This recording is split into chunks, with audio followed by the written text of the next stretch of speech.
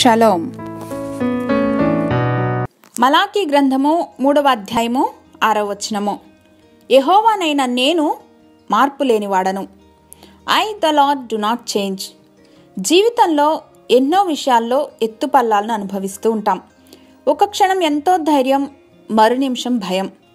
మన విశ్వాసం, నిశ్చయత, సంతోషం ఇవన్నీ ఆయా సందర్భాల్లో ఊగిసలాడుతూనే ఉంటాయి.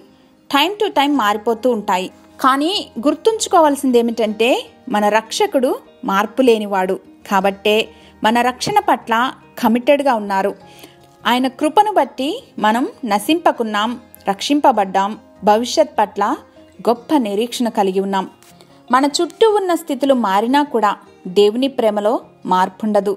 పర్వతాలు తొలగినను, మనం ఆశ పెట్టుకున్న కొండలు తరలిపోయినను దేవుని వాగ్దానాలు నిత్యము నిలిచి ఉంటాయి. God made an eternal covenant with us. కాబట్టి ఇరుకైన కరుకైన మార్గాల గుండా వెళ్తుంటే నిన్ను విడువని దేవుని హస్తం నీతోడుందని, నిన్ను పట్టుకుని నడిపిస్తుందని జ్ఞాపకముంచుకుని దేవుణ్ణి స్తుతించు.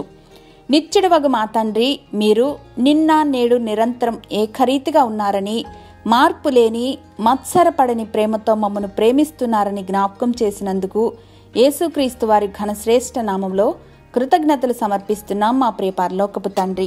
ఆమెన్.